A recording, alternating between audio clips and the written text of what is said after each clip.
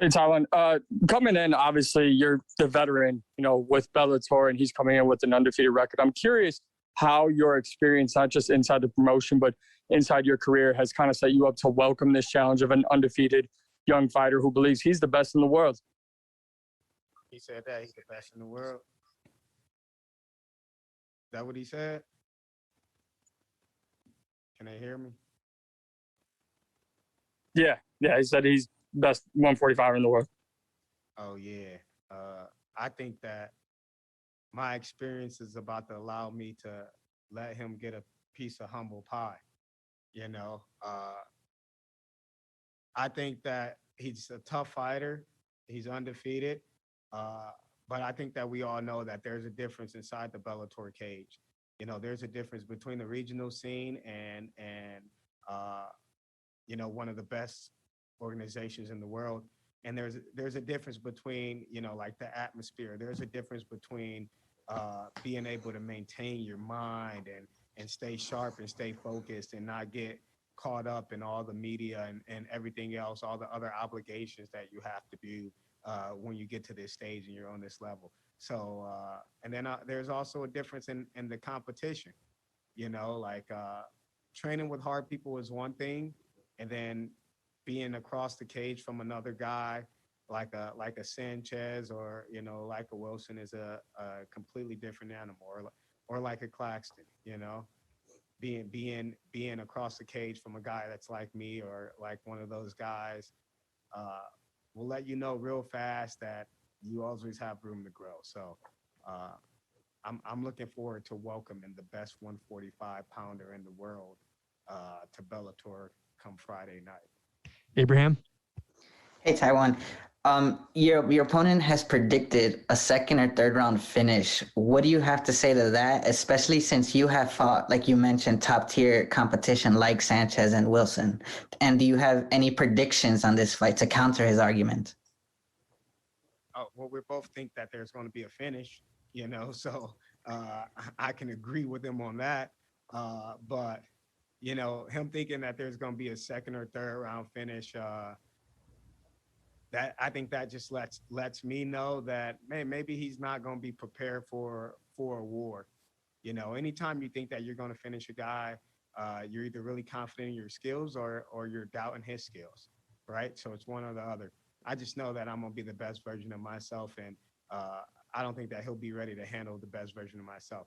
He can say what he want to say, but I'm about to beat his ass.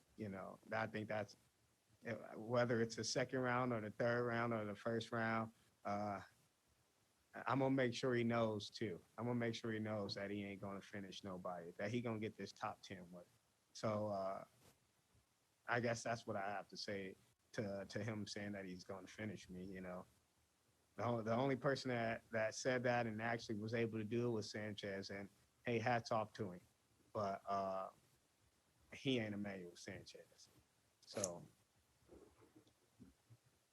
thank you for your time. Ryan? How's it going, Tywan? Ryan from Chaos MMA. Now you're going out there facing undefeated fighters, making his Bellator debut. How much does that motivate you to go out there and give him his first loss? I knew this fight was coming a year ago. I knew this fight was coming right after the J.J. Wilson fight. He knew this fight was coming a year ago. And since then, I've dealt with a lot of things outside of fighting, and also dealt with a lot of things that I need to deal with inside of the cage as well, being at Elevation and being with my new team. So, it's always good to have been through the fire, both inside the gym and inside of a real fight, and to understand what it really takes to come out there and get the W and get after it. So, the guy's never lost before. Of course, he's going to be confident.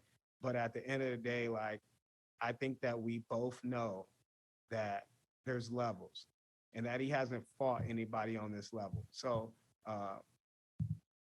it's going to feel good. I'm going to give him his first loss for sure. I love the fact that you guys are telling me that he thinks he's the best and that he's going to stop me and this and that.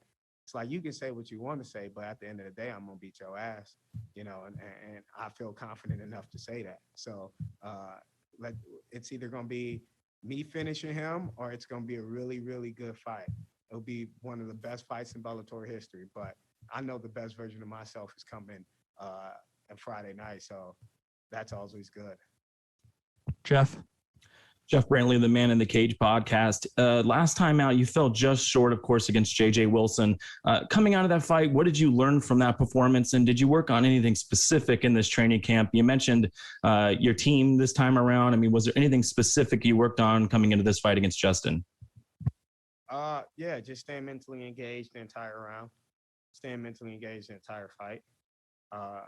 There's a lot of technical things that we worked on, which helped me stay mentally engaged. A lot of different barriers that we crossed. But I think that just having a year with my team, having a year of sparring with Carrington Banks, having a year of sparring with Justin Gaethje, having a year of sparring with Corey Sandhagen, Drew Dober, you name all these. I can name guys off, left and right. You've seen what I've done inside the Bellator cage before I moved to Elevation, and my amateur record speaks for itself when I was in Florida with the Black Stallions. But I think that, for the first half of my professional career, being in Cleveland and kind of running a team and, doing a little bit more coaching and not so much competing. And, I still came out here and I gave a good show. And so I just know that now, I'm in a different spot. I'm in a different spot physically. I'm in a different spot mentally. I'm in a different place in my entire life. So, it's going to pay off. It's going to pay off. He's going to get a whole new fighter. And I think that they'll be surprised. You go look at any fight I've lost or any wrestling match that I've lost, and I'll always come back with a different type of intensity and fire, because I hate losing more than I like winning. And so I do things that I necessarily don't feel like doing, don't want to do. I would skip out on doing, going, picking hard rounds, making sure I've got everything right. So he's going to be in for a rude awakening. It's going to be a whole different person. Thanks, Tywan. Good luck Friday night. Thank you. All right, we'll take a couple more here. Dylan? Hey there, Tywan. Appreciate you making some time. Yeah, no worries. I was just curious. I mean, a lot's made about the, alterations with the camp and stuff like that. I'm kind of curious, have you been keeping up with like any of the coding endeavors as of late? So actually I have. I've been coding a lot. But for this fight camp, for the past 9 weeks, my team convinced me to be one-tracked while I'm in fight camp.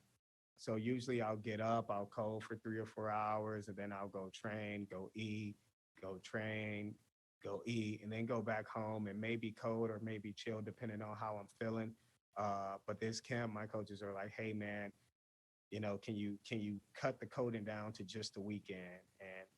And I was like, I'm not sure. Like everything that I do in this life, I do for money. Like I fight for money. I code because it pays. Like I don't do anything to be necessarily the best. Like I'm not looking to get a belt. If I do get a belt or I do get a title shot, I'm gonna look to be the best version of myself, that day.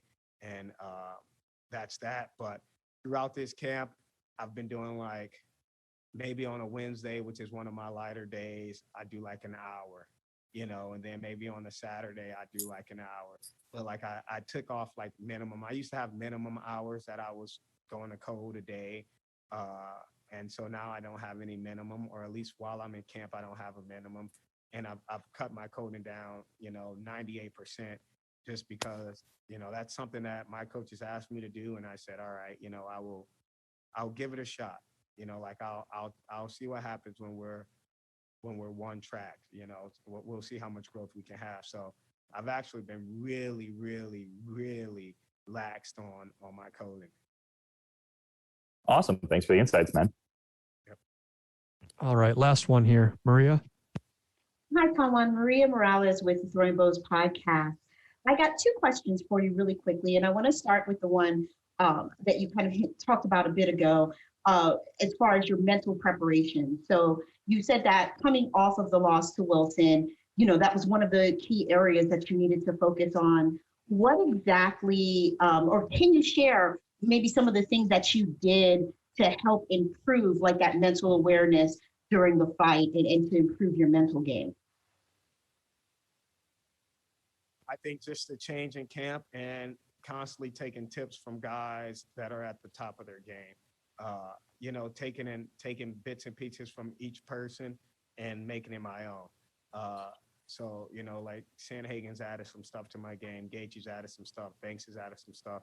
Of course, my coaches have added different little things to my game. So just kind of taking bits and pieces from different people and being a student again and being willing to learn and compete at the same time. So I think that's helped me make a mental transformation.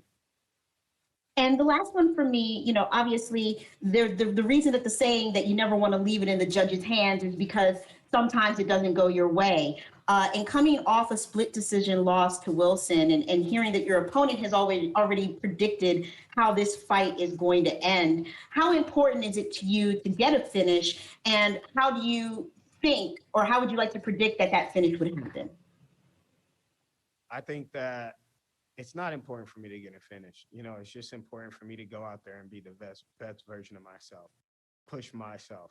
I think if I'm the best version of myself, he'll break, So that's the most important thing. It's battling the things that go on inside of myself, being inside of myself.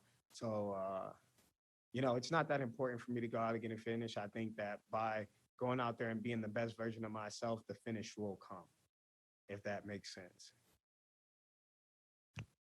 All right. Thank you very much for the time. Good luck on Friday.